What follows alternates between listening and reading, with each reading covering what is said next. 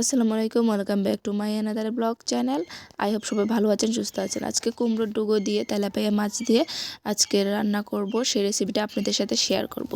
প্রথমে আমি একটা কড়াইতে একটু পরিমাণ তেল দিয়েছি। এখন এই মাছগুলোতে একটু লবণ আর একটু হলুদ গুঁড়ো দিয়ে ভালোভাবে মেখে নেব।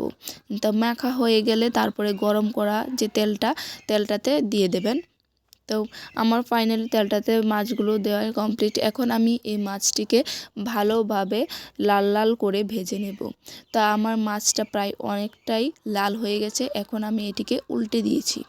উল্টে দেওয়ার পরে আবারও কিছুক্ষণ রাখবেন মাছটাকে ভাজার জন্য। প্রায় 10 থেকে 20 মিনিটের মতন মাছটা ভাজার সময় লেগেছে আমার। আপনারা চাইলে, যেহেতু আমি কারেন্টের চুলায় রান্না করি সে কারণে আমার একটু সময় লেগেছে। আপনারা যদি গ্যাসে রান্না করেন তাহলে আরও কমও লাগতে পারে আপনাদের। তো আমার প্রায় মাছটা লাল লাল করে ভাজা কমপ্লিট হয়ে গেছে। তো এখন মাছটাকে আমি উঠিয়ে নিচ্ছি। দেখতে পাচ্ছেন অনেকটাই লাল হয়ে আসছে মাছটা, দেখতে অনেক দুর্দান্ত লাগছে, মনে হচ্ছে এখনই খেয়ে ফেলি।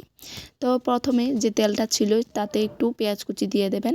পেঁয়াজ কুচিটিকে একটু ভালোভাবে লাড়াচাড়া দিয়ে একটু লাল লাল করে নেবেন, যাতে পেঁয়াজটি পুড়ে না যায়। তারপরে এতে কাঁচা লঙ্কা কুচি দিয়ে দেবেন।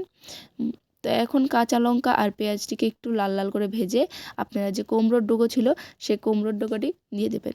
আর কুমড়োর ডুগার সাথে আমি এখানে একটা আলু নিয়েছি। এখন একটু লবণ দিয়ে এটিকে ঢেকে দেব। তো ঢাকার পরে আবার চলে আসলাম প্রায় 10 মিনিট পরে একটু লাড়া দিতে। তো এখন একটু লাড়া দেওয়ার পরে আপনার হলুদ গুঁড়ো, মরিচ গুঁড়ো, জিরে গুঁড়ো, ধনিয়া গুঁড়ো, তারপরে একটু লবণ আর একটু পেঁয়াজ বাটা, একটু রসুন বাটা দিয়ে আবারও ভালোভাবে লাড়াচাড়া দিয়ে দেব, যাতে আমাদের যে মশলাটি সেটি ভালোভাবে তরকারির সাথে খেয়ে যায়। তারপরে আমরা এটিকে একটা ঢাকনা দিয়ে ঢেকে দেব।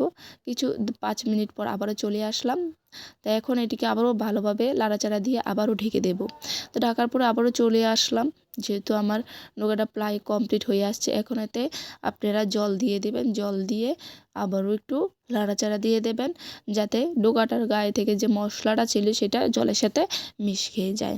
তো এখন আমরা এটাকে ঢাকনা দিয়ে দিলাম। ঢাকনার প্রায় 10 মিনিট পর আবারও চলে আসলাম, 10 থেকে 15 মিনিট পর। তো চলে এসে আবারও একটু লাড়াচাড়া দিয়ে দেখেন প্রায় আমার কুমড়োর ডোকাটা হয়ে আসছে। এখন যে মাছ ছিল সেই মাছগুলো দিয়ে দেবেন। মাছটি একটু লাড়াচাড়া দিয়ে ঢেকে দেবেন। ঢাকার পরে ফাইনালি আমার তরকারি রেসিপিটা কমপ্লিট হয়ে গেছে। এখন ধনিয়া পাতা দিয়ে আমি এই রেসিপিটা উঠিয়ে নেব। তাই হোপ আপনাদেরকে আমার এই রেসিপিটা ভালো লাগলে অবশ্যই আমার চ্যানেলটিকে লাইক, শেয়ার অ্যান্ড সাবস্ক্রাইব করে দেবেন। তো এই দেখতে পাচ্ছেন ফাইনাল লুক।